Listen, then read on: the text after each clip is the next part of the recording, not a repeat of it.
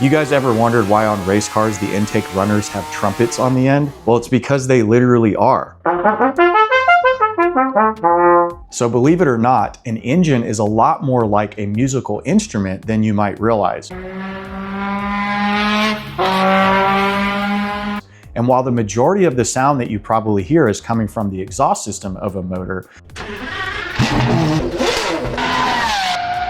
there's a major contribution from the intake runners and the induction noise of an engine itself.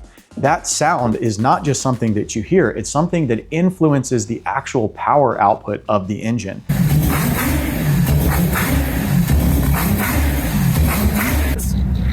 The naturally aspirated, you can feel the vibration of the engine a lot differently, like the sound wave. Most of the part of the energy is coming from the intake. And this leads us to why the 787B, the Le Mans 1991 24-hour car built by Mazda, actually has adjustable intake runner lengths. We're going to cover details on why that is the case, and we're going to go into the new design of our 5-rotor intake runner geometry and how I believe it's going to affect the performance of this turbo 5-rotor engine. So what's actually happening when I play my trumpet? Well, the first thing is that I need to vibrate my lips. That's the origination of the sound. And by buzzing my lips, I'm creating a series of pressure pulses.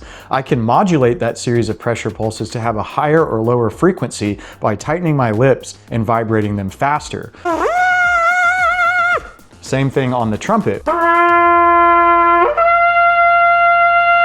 So what's going on here is when I transmit that frequency from my mouth into the horn itself, the frequency of those pressure pulses is interacting with the air column that's created by the geometry and the shape and the length of the horn itself. The air inside the trumpet has a certain length and geometry, and those pressure waves traveling through that air column interact with the end of the instrument, which is the bell or the trumpet that you see on the intake pipes, and it reflects back through this tubing.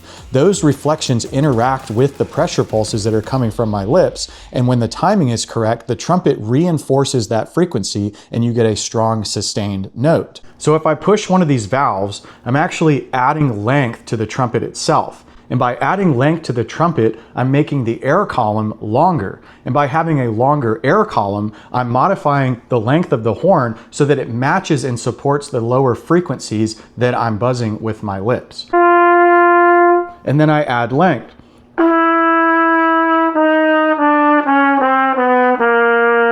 So while my trumpet isn't directly comparable to what's happening inside the engine, it's still a fun analogy that helps you wrap your head around what's going on. Because remember what was going on inside the trumpet. My lips were actually creating the pressure pulses, and then the geometry and length of the air column that's inside the trumpet determines how those pressure waves traveled, reflected, and interacted with the pulses that were created by my mouth.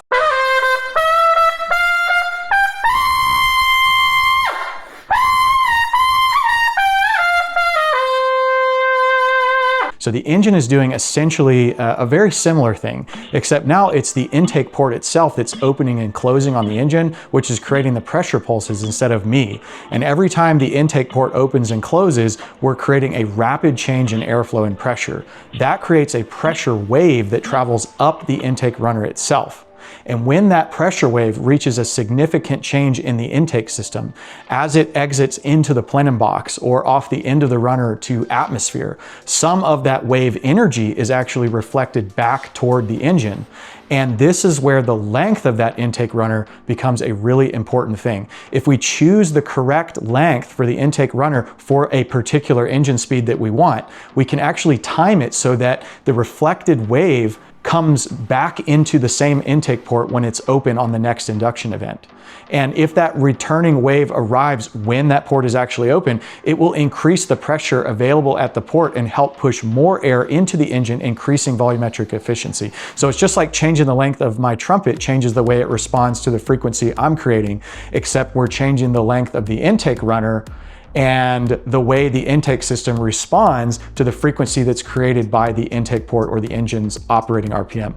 And that's essentially what we're talking about when we talk about intake wave tuning. Okay, so the question is, how did we come up with this runner geometry, this length, and this design? Well, the first thing is you have to figure out how or what is the proper way to measure the runners, so that when you're doing the research and you're comparing different lengths or calculating a length, how are you coming up with that length? What I've learned is that the number one problem in intake runner length theory is that people are measuring it differently from other people. So we're not necessarily speaking the same language, and it's not apples to apples. So it's really difficult to nail down what a correct length should be when you're asking somebody, hey, on your forwarder, what length runner did you use? The first thing that most people assume, that I also assumed, that we made a mistake when we made this original manifold, was that my runners were actually shorter than they are. It turns out that these runners are actually 3.5 inches longer than our original target, because I was assuming that the intake runner is the actual runner that you see here. That is incorrect. The proper way to measure, if you're going on the Mazda SAE research papers, is that you have to count the flange itself, the flange of the rotor housing, all the way to basically the apex seal. And also, you have to go all the way to the tip of the trumpet. So if this was a naturally aspirated engine and we were looking at the runner with a trumpet on the end, you'd be counting the throttle body, the trumpet, the entire air column all the way to the rotor itself, which actually makes intuitive sense to me, because you're moving air throughout that entire column, and it's that entire column that you have to worry about the frequency and the harmonics. So when we measured out for this intake design, it turns out that we were closer to about 18 inches to 18.5 inches, when in reality we were trying to target somewhere around 15 inches. And that target comes from the research that I looked at in the Mazda research papers. So I'm going to show you a little bit of information here, and this is just a little bit of the secret sauce. Because as we see in this Mazda research paper here, the shorter the intake runner is, the more top end that the engine produces volumetric efficiency, which is where the torque curve goes. So with a longer runner, you get a broader torque window. So you get like a much more powerful power band that's a wider operating range, but it doesn't pull in horsepower as high. The torque curve starts rolling off earlier in the RPM band. The shorter runner, the air doesn't stack up against a closed port. It can operate to a higher RPM before it actually starts hitting a closed port. So it's more time for the engine at higher RPM to be able to time that air getting into the engine and boost that volumetric efficiency. So a shorter runner is going to be better for higher RPM operation. And so we can see here in this Mazda analysis, they took a peripheral port engine. Now, this peripheral port is a different profile than the port that's on my motor. You can see here with these 3 different rotor housings, we have 3 different port configurations represented in this example. This is from the supplier that created my rotor housings, Billet Rotary Store, Stephen Cockerell, awesome guy from Australia. My rotors that you see on the 5 rotor are the center in this picture, which are the ones that are, they're semi-aggressive. They're not as aggressive as the Mazda factory race port replica, which is the one where the port is cut the lowest. The Mazda factory race port is going to have the most overlap, which means it's going to have the longest intake duration, and it's going to move the most amount of air for the most amount of volumetric efficiency at peak high RPM, like racing environment. And so if you have a naturally aspirated engine, high compression, and you're really going to wring the guts out of the engine and try to get the most horsepower, you'd use the Mazda factory race port. But for a turbocharged application, we don't want so much overlap because we don't want to ruin the idle quality and completely ruin the drivability. Since we have a turbocharger, we can use boost to make up for the lack of torque that we're not getting from having the most aggressive port. And then also, we don't want the porting to be so aggressive with overlap that it's easily influenced by the back pressure caused by the turbine. So in this instance, we've actually got kind of a happy medium. It's not super mild, it's not super aggressive, it's sort of in the middle for a peripheral port application. And then that's so that we can run it with the turbocharger, have a decent power band. But the thing is that there are going to be some like nuances and changes that are going to occur here, where when you're trying to associate a certain intake runner length, you have to take into consideration the opening and closing time of that intake and that exhaust port. And we just can't really lock that down. I don't have exact numbers that I can work out mathematically on my intake port. All of this stuff is highly theoretical. We could go on all day long into all of these details on runner design. A guy named like Bain Racing, I've watched some of his videos, incredible. He goes into all sorts of details, not rotary engine, but piston engines, on all the mathematics to get the perfect runner length. But what I did was I essentially just asked everyone I could possibly come across, and then I look at my old data. So the important thing is that a 5-rotor turbo engine has never really been done before. Actually, this is the only one, okay? And then, yes, there have been other 5-rotors that I've heard of, or another one out there that's naturally aspirated. But again, like, that's still the first data of its kind. It's not like there's multiple iterations out here with different data sets where we can analyze the changes between different runners. So this is like one of those things where, yes, maybe on a 3-rotor application from Mazda's research paper, we could apply some of these theories, but we don't know for certain because there's something different. Like a 5-rotor, it's firing 1, 2, 3, 4, 5 across the plenum. So the plenum sample rate is much higher. That means in one engine cycle, you're sampling 5 times in a row off that plenum. Whereas if this was like a 5-cylinder 4-stroke engine, you'd only be sampling half the number of rates. So like 2.5 times per revolution. So you're really putting a lot of stress on that plenum to try to get equivalent airflow to each rotor because you're breathing off of the plenum twice as many times. So there could obviously be a huge contribution to volumetric efficiency from plenum distribution and plenum volume. And in this case, we obviously need to upgrade the size of the plenum and the distribution, which is why we're making the changes that we talked about in the previous video with the position of the throttle body and the intakes and all of that stuff. And that could be part of the reason why we were losing top end. But the cool thing is that when we look at this 3-rotor racing paper from Mazda, I can't throw out the fact that the numbers look very similar. If we look at my dyno chart and we look at where my volumetric efficiency in the fuel map for this engine starts to fall off, we start to roll off power at about 7,600 RPM.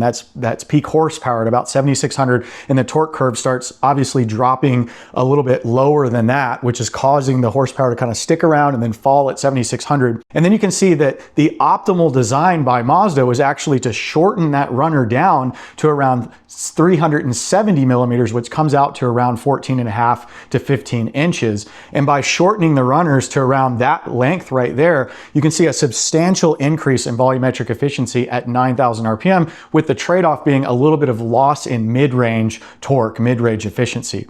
So what we've done on this intake design is we've shortened the runners to where they are literally identical to the Mazda research paper. Now, it's not the exact same geometry in terms of the shape and the radius and stuff, but it's literally the exact same length.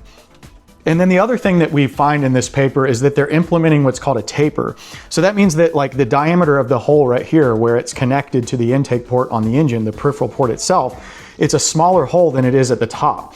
And we're growing across this this diameter of this pipe. The diameter is slowly growing as it gets to the top. So we have a linear taper from approximately 48 millimeters inner diameter to around 60 millimeters at the top here. So that's around a 50% cross-sectional area increase in growth as we go up the runner.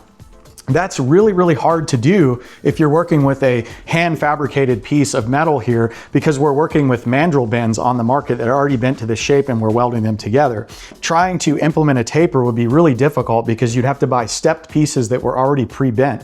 So you're kind of like boxed into only being able to do that with something that's made from like a cast material that's already been molded and casted, or a billet machine piece. But in this case, the 3D printing is obviously superior to allow us to do that. So why do we want to implement a taper? Well, my general understanding of this is that you want to move the air as quickly as possible into the engine, but you can't go too fast because there's a speed limit, which is the speed of sound. If you start moving that air into the engine and you cross that speed of sound barrier, it's like all hell breaks loose. All kinds of bad stuff starts happening and you start falling off a cliff. So you want to accelerate the air into the engine as quickly as possible without exceeding the speed of sound. And by also having a larger diameter at the plenum itself, it allows for the air that's leaving the the throttle body and going through the plenum to have better distribution and less turbulence trying to get into the runner itself. So it just helps the air flow in better.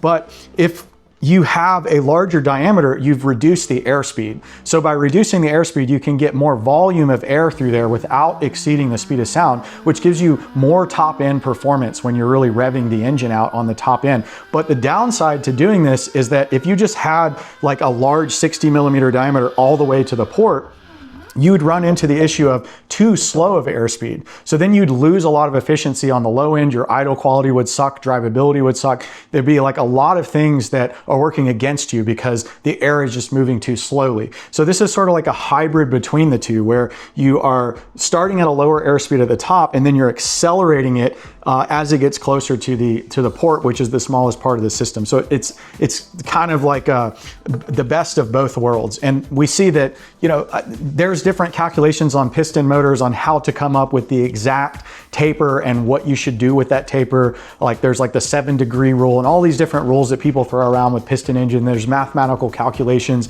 that you can arrive at the perfect design. But in this configuration, it's just a guess game. Like we're literally just taking the best educated guess. And so what we're trying to do is stick with the Mazda research paper as closely as possible. Like, we do realize this is not the exact same port design. It's not a naturally aspirated engine. It is a 5-rotor. We have the fact that there's a turbocharger in the equation, but the general idea is that we're going to equalize the airflow as best as possible with the plenum design itself. And then we're going to implement a taper very similar to Mazda and run a significantly shorter length, which is about 3.5 inches shorter than the original runner design. So I'm always of the camp of like, go very aggressive. Very aggressive. Because if you only have a chance to do these things like once or twice, and this is the first of its kind, you need to make really big changes, even if you go past your mark and there's some like ramifications for that, because it's the data and the knowledge that's more important than the actual performance being exactly what you want it to be. So like, we could like tiptoe into this and just shorten the runner 1 inch and maybe add a little bit of a taper. And maybe that's the more careful way of doing things. But if we're too conservative like this and we don't see a good big number of change in the results of the data, then it's really hard to say, you know, what did what. Whereas if we make a substantial change and we go very aggressive, well, the downside to this is that maybe our taper is too aggressive and maybe the runners are too short for this engine design. Well, the downside is, okay, we lose mid-range performance. We never get the maximum volumetric efficiency that we could get from the wave tuning, but at least the curve is pulling upwards, and at least we know that we've done everything we can from a manifold design perspective to rule out the possibility of trying to shove air into a closed port, having it back up, and the VE curve dropping early. And maybe we're not exactly where we want to be in the sweet spot, but at least we know that it's going to be somewhere between these two data points, and we can calibrate ourselves to that on the third iteration. So this is just like part of how research and development works. Like, in my mind, this is the science. Like, you have to F around and find out. You have to ask a lot of questions, not care what anybody thinks, and you just have passion behind doing it, and then we just try this stuff out. So I want to thank Justin from Bad Cat Engineering for helping come up with this design. It's really cool. Also, he added this secondary flange here that's going to be O-ringed to where we're going to be able to take the upper part off, so we don't have to keep mucking with pulling the lower runners off. And then the injector placement is just epic. The cool thing about this injection placement is, even though we have all the injectors on one rail, they're actually still closer than the primaries on this longer 18-inch runner design. So we should have really good transient throttle response. There's no better feeling than trying something you've never done before, because it's where that uncertainty lies, is where reward lies. It's the goal is not that things have to work out the way you wish for them to. The outcome is not the thing that you're chasing. What you're chasing is getting an answer to that what if. It's the knowledge that you're chasing. In the end, I always win because I'm trying something I've never tried before, and I'll have an answer. And that, to me, is the goal. And if that's the goal, and that's where you align your mind and you put your energy on, you never lose. So thank you guys for watching. I'm David Zachary, Matsei with Matsei Formula. In the next video, we're gonna have the total 5-piece section that we're gonna test on the engine block itself and see if we can actually pull it on and off. And then, as long as that geometry like works out from a fitment standpoint, we should finally be able to order the 3D printed metal stuff from the actual supplier, which we'll go in and reveal who our supplier is, and we'll talk about all the details behind the actual process of making the 3D printed part. And then there'll be some final fabrication work that we'll show you, and hopefully we'll get this baby back on the road, fired up with the new manifold in the next few weeks. Thanks guys for watching. Matze formula. Please consider subscribing if you like this content, and I really appreciate y'all. Have a great week as always.